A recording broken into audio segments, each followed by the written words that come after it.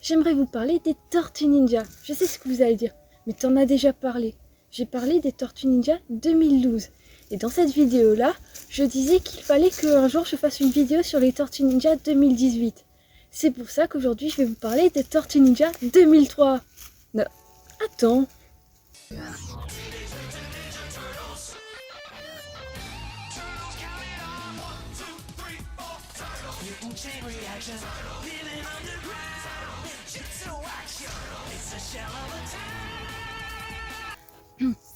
Alors j'aimerais vous parler des Tortues Ninja 2003. J'avais dit dans ma vidéo 2012 que je savais pas si j'allais regarder la série ou non, à cause notamment du design des tortues. Mais au final, ça passe. Je parle du design parce que la série est top. J'adore vraiment. C'est vrai que j'ai eu un peu de mal avec les tortues au début parce que les graphismes ont finalement changé. Et je préfère quand même, au niveau du style, les tortues dans les nouveaux styles plutôt que l'ancien. Mais je préfère les décors et les personnages avec l'ancien style. Enfin, j'en reparlerai un peu plus tard. Notamment les tortues ont au début 15 ou 16 ans, je pense. Et lorsque la série se termine, ils sont à l'équivalent de 2006 pour eux. Et pour la série aussi, je pense. Et les tortues ont 19 ans. Ou 20 ans. Enfin, dans ces zones-là, quoi. Ils ont vieilli. Non, 19 ans, sinon à 20 ans, ils sont plus des teenagers. Et le principe des Tortues Ninja, c'est quand même d'être des Teenage Mutant Ninja Turtles. Donc 19 ans, je pense. Enfin bref, tout ça pour dire, on les voit vieillir. Et au niveau des tailles aussi, ça se voit. Raphaël finit par être le plus grand et dépasser d'une bonne tête Leonardo. La série est divisée en 6 saisons. Bon, ok. Petite note et correction des saisons, parce que je me suis pas mal emmêlé les pinceaux sur ces saisons. Donc la première saison, nous avons l'introduction des personnages. L'introduction des tortues, de Splinter, d'April, de Casey. Aussi l'introduction des premiers méchants, de Baxter Stockman, de Hunt, de Karai, évidemment de Shredder. Et nous avons l'introduction à l'univers de la série. Cette saison termine par un combat des tortues et de Splinter contre Shredder. Splinter est blessé et disparaît. À la saison 2, donc, nous avons les tortues qui tentent de retrouver Splinter, qui finissent dans l'espace, qui découvrent les Triceratons ou Triceratons. La VF n'est pas la même pour 2003 comme pour 2012. Bref, nous avons l'introduction des Outroms. Nous en apprenons plus sur eux, un peu plus sur Shredder. Et la saison 2 termine sur le combat universel par la victoire de Michelangelo. J'adore. La saison 3, c'est cette saison qui termine par le combat contre Shredder. Shredder tentant de s'enfuir, les tortues faisant tout pour l'arrêter. Les tortues gagnent, mais sont grièvement blessées, bien que sauvées à la dernière minute par les Outroms.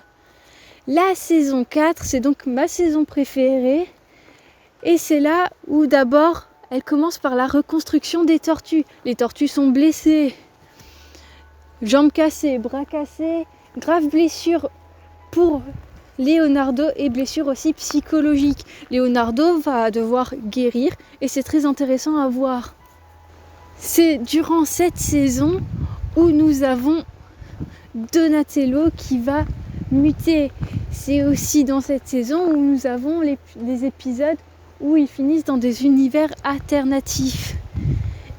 Et c'est à la fin de cette saison que commencera le tribunal ninja. Et donc la saison 5, c'est ça. C'est tout le tribunal ninja, les moments où les tortues ont des pouvoirs mystiques si on veut, où elles peuvent se transformer en dragon et où elles affrontent et battent le Shredder originel. La saison 6, qui n'a jamais été doublée en VF il me semble, c'est donc la saison qui se passe dans le futur. Ils se retrouvent 100 ans dans le futur et rencontre le descendant d'April et Casey. Ensuite, la saison d'après, c'est Back to the Sewer, donc de retour dans les égouts en français, si on peut traduire. Et c'est là que nous verrons Donatello qui va un peu être obsédé par le fait de retrouver Splinter qui, à la fin de la saison, enfin au tout début de cette saison justement, a été dispersé en milliers de petites particules. Donc il y a un délire comme quoi ils vont dans le virtuel, dans le monde virtuel, dans Internet si on veut, pour retrouver les data bits de Splinter. Et c'était pas la meilleure saison, mais mieux que la saison précédente.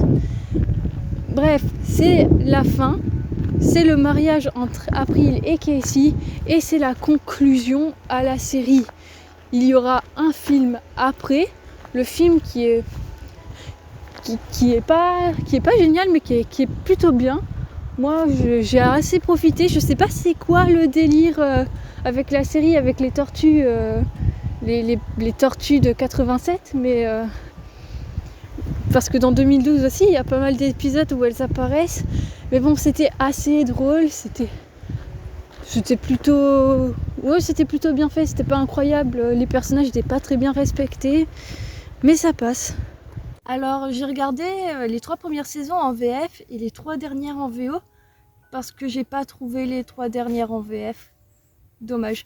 J'adorais la voix de Donatello en VF, j'aimais beaucoup. Et j'aime pas trop la voix de Michelangelo en VO et la voix de Raphaël, je la déteste. Mais je préfère la voix d'April. Bon, bref, il y a pas mal de différences entre la VO et la VF au niveau des noms des personnages. Leatherhead s'appelle Mâchoire en VF, dans la VF de 2003, contrairement à la VF de 2012 où il s'appelle aussi Leatherhead. Bon, c'est pas très important et j'ai pas eu l'impression que... Enfin, la VF c'est une version belge et elle était plutôt bonne. Et je dis que j'aimais beaucoup la voix de Donatello parce que franchement sa voix VF, donc le comédien belge et le comédien anglais, ils ont un timbre de voix qui est similaire. Sauf qu'il avait l'accent belge, Donatello. C'était assez drôle. Je dois bien l'admettre, sur le plan scientifique, ces derniers jours ont été les plus passionnants de ma vie. Par exemple, nous avons été téléportés à l'autre bout de la galaxie, dans une autre civilisation.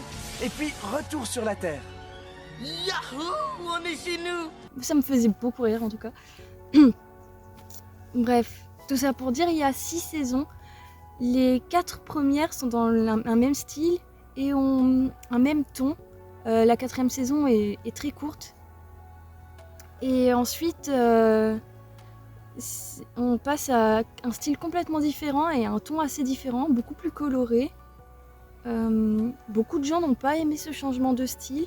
J'en parlerai pour les graphismes. Pour le ton, c'est vrai que c'était moins bien, mais après la 6e saison est bien, moins bien que les 3 premières saisons, mais bien.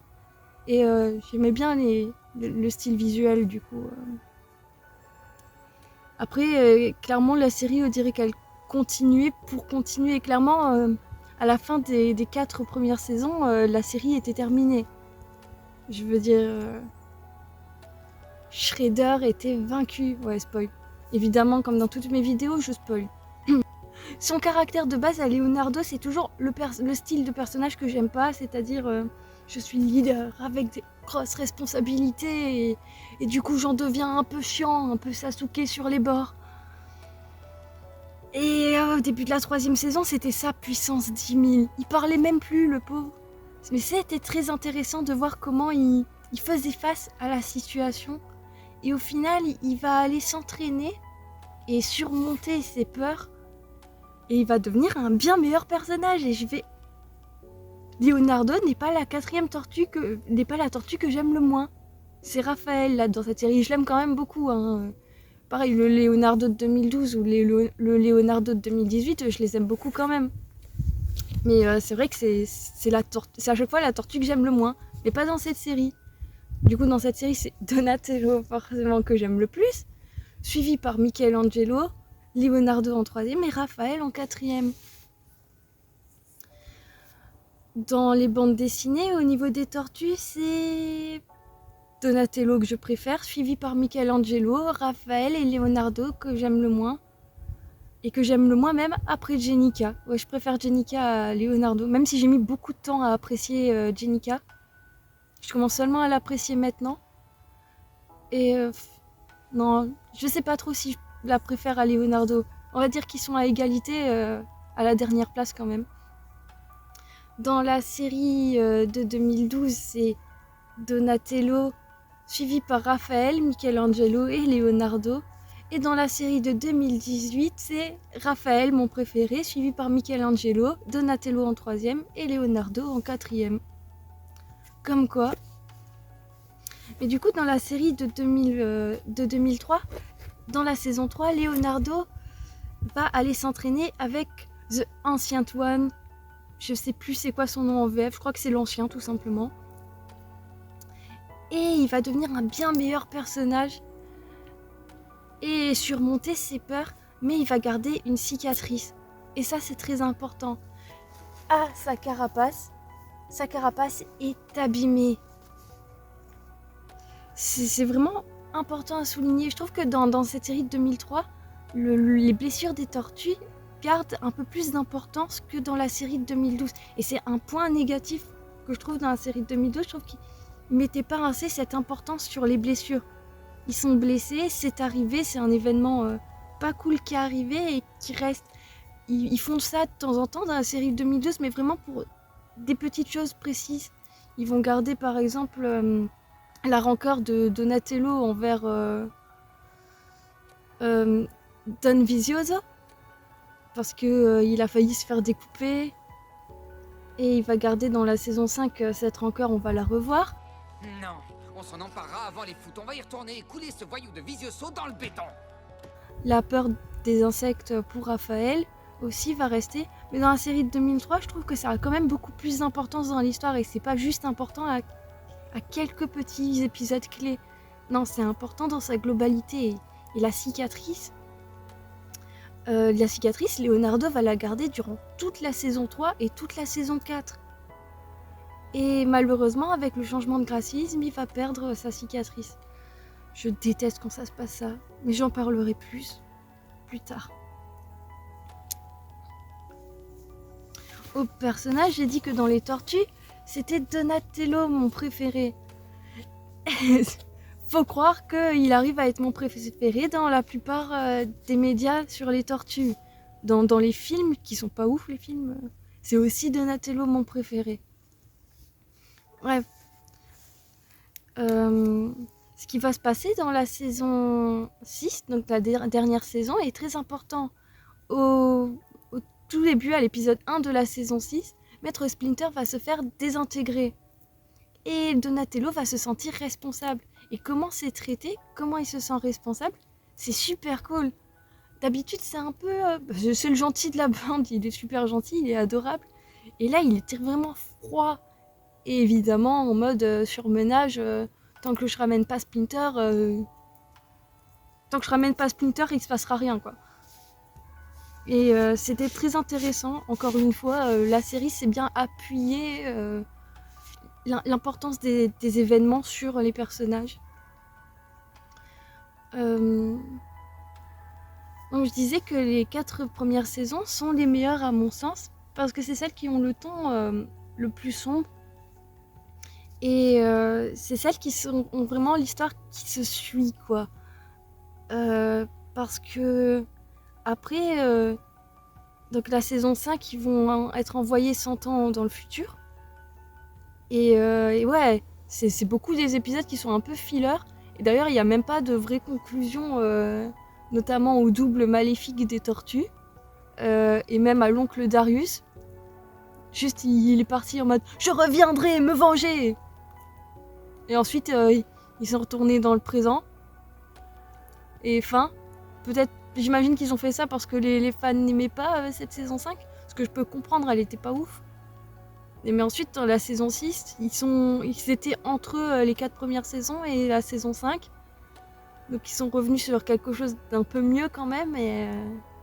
Et pareil, c'est forcé un peu.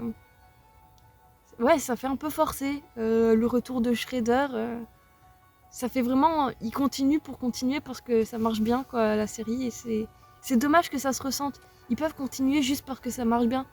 Moi, ça me va, hein. Je suis le genre de personne, il pourrait y avoir 18 saisons, je les aurais regardées les 18 saisons, c'est absolument pas un problème.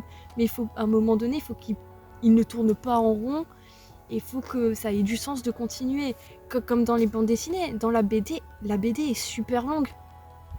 Et pourtant, j'ai pas ce sentiment que ça tourne en rond. J'ai vraiment envie de continuer à voir la suite. Et je me dis, ils continuent pas pour continuer, ils continuent parce qu'ils ont encore des choses à raconter.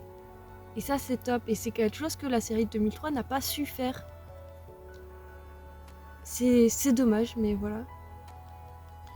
Du coup, la 4e saison, elle est un peu spéciale. Les fans l'appellent la saison perdue en anglais. Et je pense en fait, si j'ai pas trouvé de VF après la 3e saison, c'est peut-être qu'il y en a pas. Je sais pas. Faut que je me renseigne sur ça. Mais du coup, cette saison était chouette, elle était intéressante. Elle faisait pas tant forcée dans le sens où à la fin de la saison 3, il arrive un truc encore horrible à Donatello. Il s'en prend plein la gueule, le pauvre. Et c'est vraiment dans la continuité de ce double épisode, triple épisode même. Ouais, triple épisode où Donatello mute.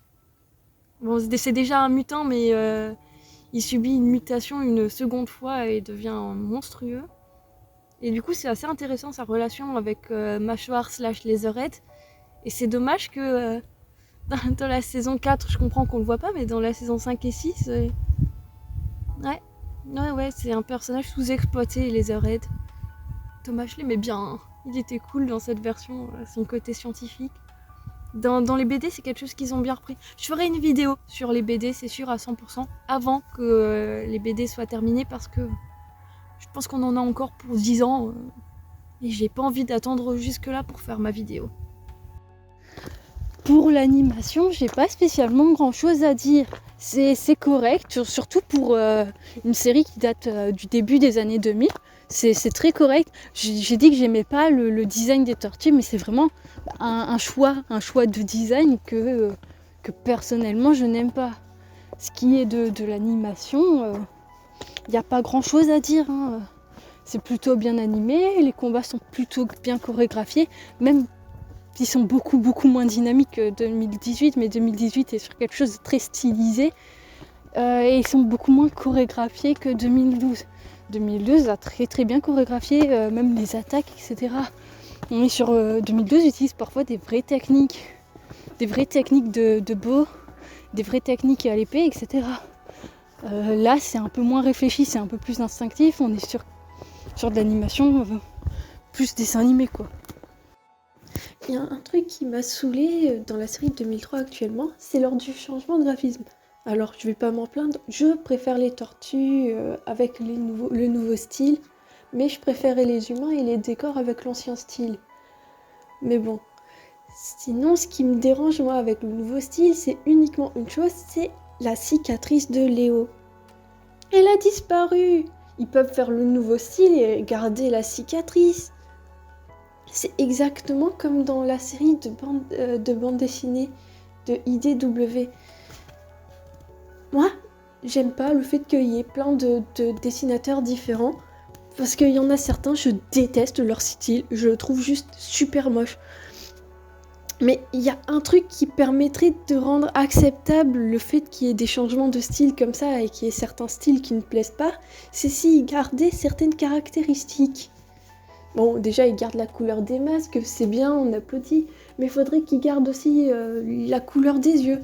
Les 4 frères ont les yeux marrons et Janica a les yeux bleus. Et il faudrait qu'ils gardent peut-être une nuance de vert pour chacun, pour leur couleur d'écaille.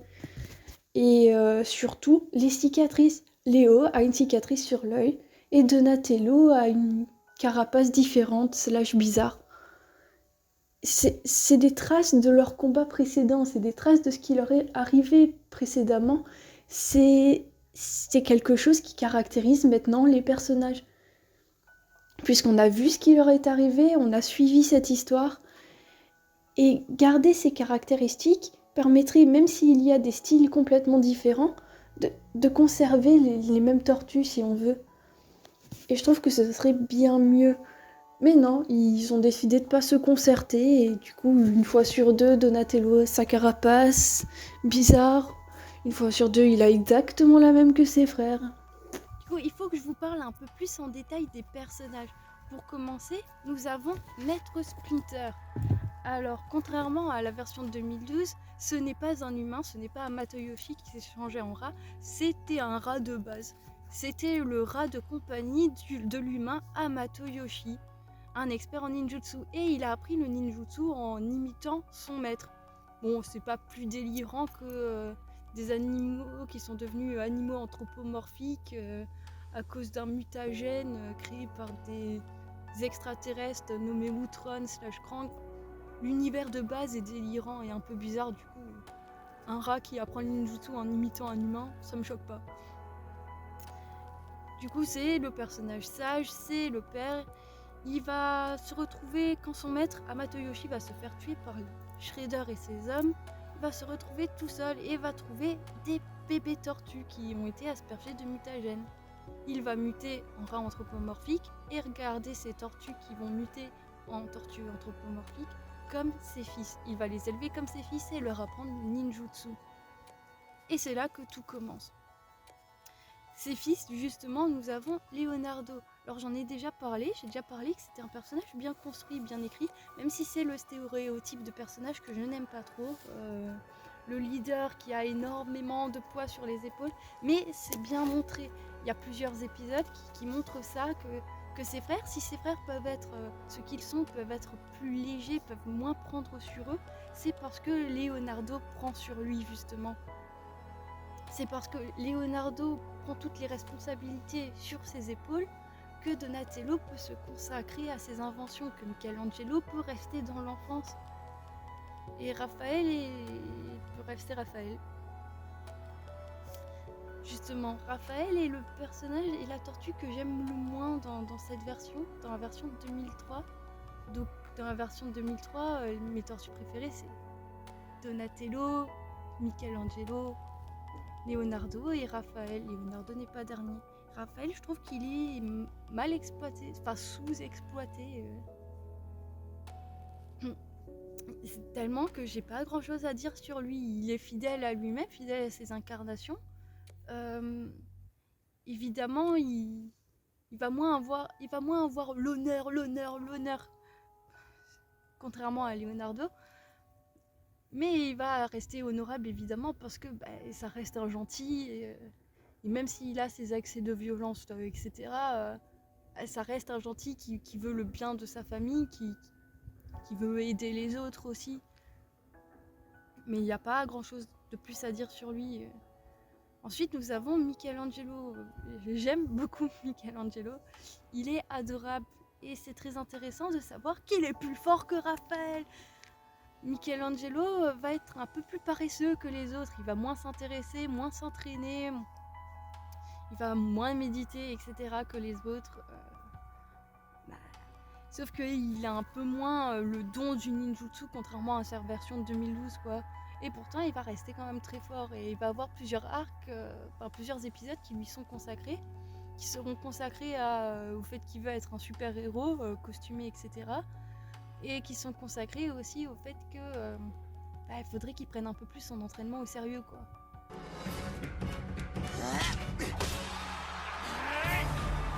Ouais, tu entends la foule, frérot? C'est moi qu'ils acclament. Et ouais, moi, pas toi, mais moi, pas toi, mais moi. C'est pas le moment de dormir. Debout. Est-ce que tu vas te taire? Pourquoi tu veux te battre en silence? Ça te déconcentre, c'est ça? Ça te distrait? Ça commence à t'énerver? Oh, je sais, ça doit taper sur les nerfs, hein?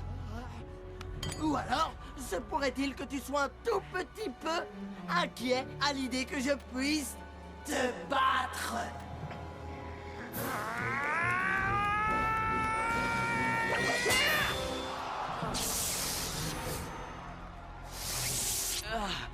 Oh, non, c'est pas possible.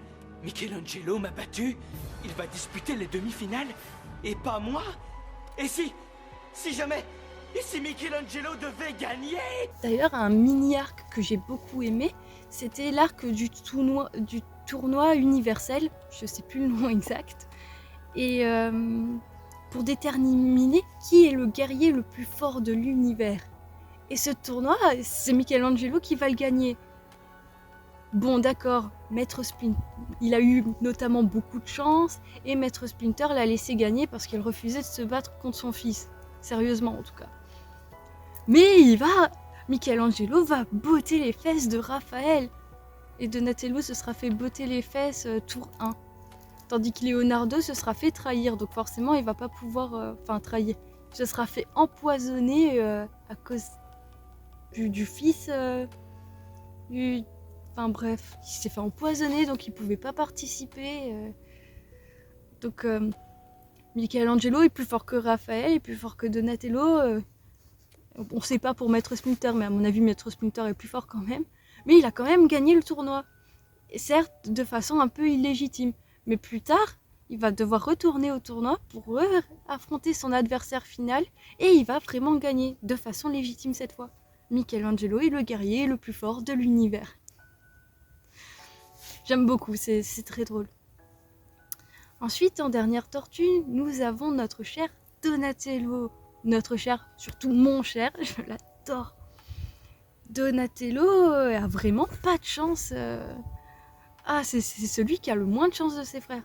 Il y a un moment, il va avoir un mini-arc, plusieurs épisodes où Donatello, chacune des tortues va être envoyée dans un univers différent.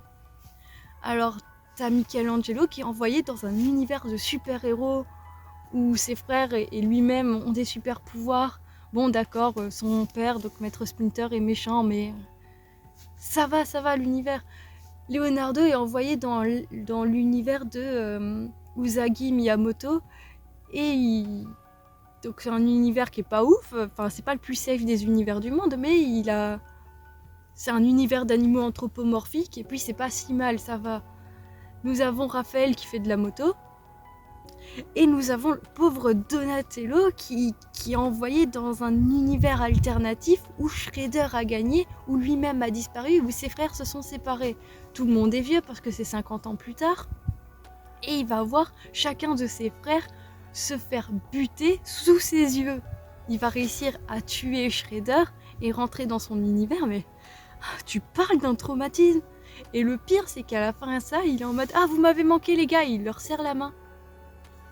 Oui, parce que les 4 premières saisons, ils vont faire des câlins à April, mais ils vont jamais faire de câlins à Splinter ou entre eux ou à Casey Jones, Kazé en VF.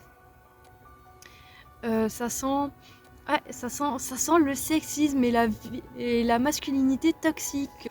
C'est dommage parce que ça empêche, ça limite grandement les relations et les interactions qu'ils peuvent avoir entre eux. Je sais pas, t'as vu tes frères se faire buter devant tes yeux, tu retournes dans le monde, leur serre pas la main, fais-leur un câlin en pleurant. C'est vraiment dommage. Pareil, vous avez retrouvé Splinter après qu'il ait disparu dans la saison 1, faites-lui un câlin, je sais pas. C'est une aberration, c'est stupide, ça limite les interactions. D'accord, c'est pas le truc le plus important du monde dans la série, mais quand même, c'est vraiment dommage et c'est vraiment stupide en plus. Mais bon, c'est arrangé, à partir de la saison 5, ils vont enfin faire ils vont se faire des câlins entre eux, faire des câlins à Splinter. Enfin, normal quoi. T'imagines des hommes qui se font des câlins entre eux, quoi? Comment ça, ils sont frères et père et fils? Bref. Et la série a vieilli, hein. Elle date de 2003, la dernière saison, je crois que c'est 2006. Enfin, la série a vieilli quoi. Bref, sinon je disais que Donatello avait pas de chance parce que certes il y a ça, il y a ces épisodes où clairement il a pas de chance le pauvre, et il y a aussi la fois où il s'est transformé en monstre mutant. Il a muté une seconde fois, ouais. D'ailleurs c'est très intéressant sa relation avec Leatherhead / mâchoire, même si c'est clairement pas assez exploré, je trouve. C'est dommage. Leatherhead est un personnage sous-exploité. Évidemment, un autre personnage important, nous avons April O'Neil. Ben, elle est introduite dans le premier épisode, quand les tortues doivent faire face au Mauser, mascotte dans la VF. Non, je crois que dans la VF c'est Mauser aussi. C'est mascotte dans la VF de 2012. Ah, je me perds avec la VO et les différentes VF. Bref, oui, parce que Baxter Stockman est le premier méchant à être introduit. Mais bref, les méchants, j'en parlerai plus tard. April O'Neil, du coup, est adulte. Contrairement à la version de 2012, c'est pas une adolescente de leur âge. Elle est adulte. Elle prendra vite fait un rôle de grande sœur pour les tortues. Un peu maternelle. Parce que tu te rends compte, c'est un personnage féminin. Hein. Il y a très très peu de personnages féminins dans la série. Dans 2012 aussi. Hein. Et elle va être très importante. Elle va beaucoup aider les tortues. Elle va vite devenir une amie et une alliée très importante. Et leur première relation avec un humain aussi. Parce que leur deuxième, c'est Casey Jones, Casey Jones en VF. Qui va forcément... non, il est un peu semblable à celui de 2012. Hein, un peu casse-cou, un peu casse-couille aussi.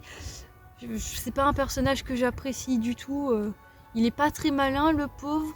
Je déteste sa voix en VO. Elle est horrible, sa voix en VO. À quel moment ils se sont dit que c'était une bonne idée? Du coup, ouais, je préfère la version belge là, pour le coup, sûr à 100%. Mais il va tomber amoureux de April et April va tomber amoureuse de lui. Comment, on sait pas. Non, mais il a pas grand chose pour lui, le pauvre. April, ma chérie, tu mérites 1000 fois mieux. Et même s'il est gentil, c'est vrai, il a bon fond, tout ça, mais il est vraiment pas malin, il est un peu violent. Pas ouf, enfin, violent envers les méchants, hein. Envers April, il l'est pas du tout. Ça va. Et la série, donc les Tortues Ninja, va se terminer sur le mariage d'April et de Casey. Donc, ouais, ils se marient. Évidemment, dans la saison 5, ils vont dans le futur et l'humain avec qui ils seront, c'est Cody Jones. Donc, c'est le descendant d'April et Casey. Voilà. Donc, c'est un couple important, mais c'est pas le meilleur couple du monde, quoi. Clairement, je les ship pas. Bon, en même temps, j'ai shippé personne dans cette série. Ah, c'est clairement pas une série à ship. Hein. Bref, évidemment, pas de love interest entre April et les tortues. Encore une fois, April est adulte. Dans cette version, ce serait bizarre. On rappelle que quand elle les a rencontrés, ils avaient 15 ans. N'est-ce pas le film? Bref. Ça reste des personnages très intéressants qui auront quelques de leurs épisodes un peu consacrés. Même si clairement c'est pas mes personnages préférés. Même si j'aime beaucoup cette April et j'aime beaucoup sa voix en VO pour le coup, sa voix en VO elle est cool et sa voix en VF est agaçante. Ah ouais. Mais parlons un peu des méchants, ils sont très importants dans la série. Bon, pour commencer, nous avons Shredder, j'en parle un peu après. Parce que d'abord, le premier méchant qui nous est introduit, c'est Baxter Stockman. Baxter Stockman qui... Oh, le pauvre, lui. Il va se faire mettre en pièces, littéralement finir par être juste un cerveau. Il y a des épisodes où il va être suicidaire, il va juste vouloir qu'une chose, c'est qu'on le laisse crever. Et le méchant le plus horrible de la série ne va pas le laisser faire. J'en parle après, ce méchant. Parce que ce n'est pas Shredder. Shredder est bien évidemment horrible. Bon, d'abord il nous est introduit comme un humain, Oroku Saki, un guerrier surpuissant qui détruit tout sur son passage. Le but de Shredder, c'est pas tant de dominer la Terre que de dominer l'univers entier. Il est foncièrement méchant, foncièrement mauvais, il n'a qu'une idée en tête. Le pouvoir, dominer les autres, c'est son but. Évidemment, on va très vite se rendre compte qu'en fait c'est un extraterrestre, qu'il existe depuis des milliers d'années. C'est un extraterrestre, c'est un outre-homme. Je pense pas que le mot Krang ait été utilisé dans cette série. Shredder est montré comme le méchant ultime. C'est lui qui contrôle tout, qui contrôle pas mal d'autres méchants aussi. Et c'est lui l'ennemi numéro 1 des tortues, parce que c'est l'ennemi numéro 1 de Splinter qui veut prendre sa revanche. Ou c'est l'inverse du Splinter de 2012. Splinter de 2012, il est en mode la vengeance, c'est mal. Celui-là, il est en mode il a tué mon maître Hamato Yoshi, il faut le venger pour l'honneur. Un peu plus berserk. Moi, mais c'est pas grave. Non, et de toute façon, il faut bien que Shredder paie. Une méchante qui va reprendre son rôle, c'est Karai. Karai, qui c'est la fille adoptive de Oroku Saki. Contrairement à 2012, c'est pas la fille biologique d'Hamato Yoshi. Logique. Ce serait bizarre là. Non. Donc c'est la fille adoptive de Oroku Saki. Elle est au courant que c'est un extraterrestre bizarre et elle l'accepte. Et elle est en mode honneur, honneur, honneur. Et à cause de cet honneur stupide, elle va se déshonorer en devenant Shredder à un moment donné, en affrontant, en étant l'ennemi des tortues qui ne sont pas ses ennemis. Et elle va avoir son arc de rédemption à la saison 4. En effet, c'est elle la clé, parce qu'elle a un peu de Shredder en elle, c'est elle la clé pour vaincre le Shredder ultime, le vrai Shredder, le premier Shredder, et pas le Shredder imposteur qui était au final ce Krang horrible. Et elle va le faire pour sauver donc la Terre entière, et peut-être même l'univers, avec les tortues. C'était badass, ils se sont transformés en dragons, oh. Bref. Nous avons ensuite un méchant. Baxter Stockman évidemment va travailler sous les ordres de Shredder, qui va le réduire en pièces, n'en faire qu'un vulgaire cerveau et un œil. C'est horrible ce qui lui arrive. Avant de changer et de travailler pour le pire ennemi selon moi. Ensuite, en autre ennemi, nous avons Hun. Hun, c'est qui? C'est une grosse brute. Il frappe fort, il est très résistant, il veut définitivement pas crever.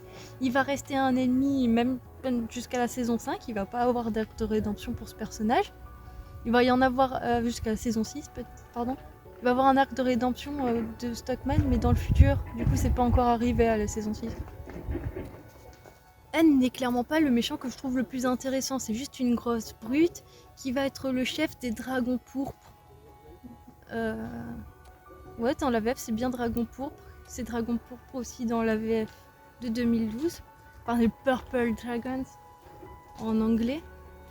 Ensuite nous avons plein de petits méchants par-ci par-là, mais ils ne sont pas récurrents, contrairement au premier dont je vous ai parlé, et au dernier, celui que pour moi c'est le méchant ultime qui va avoir un arc de rédemption, je ne sais pas pourquoi. Je parle évidemment de Bishop.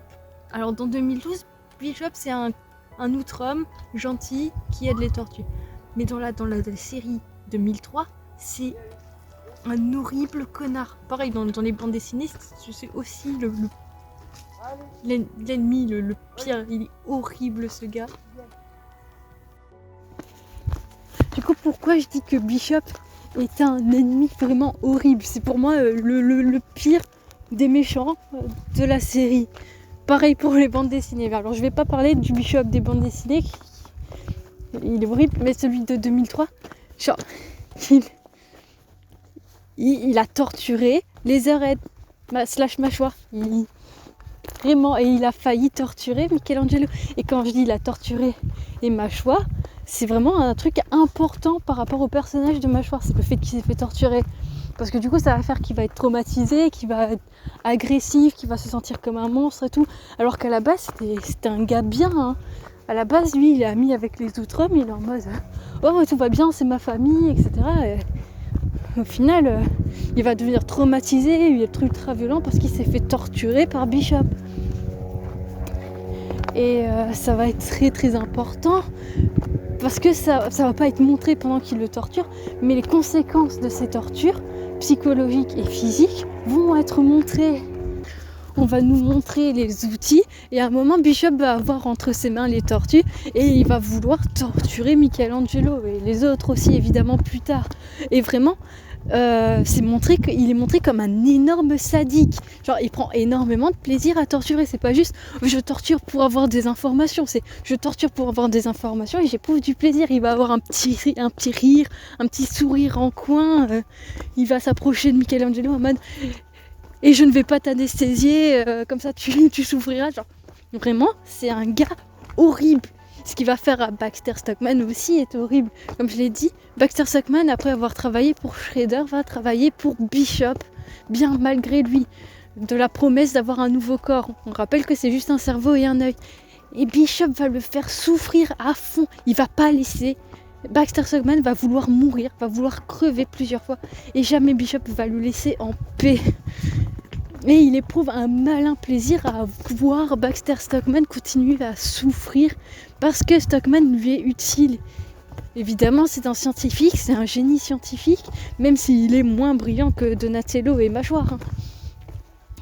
Mais au moins, il peut être docile, même s'il faut faire gaffe à ce qu'il ne te poignarde pas dans le dos.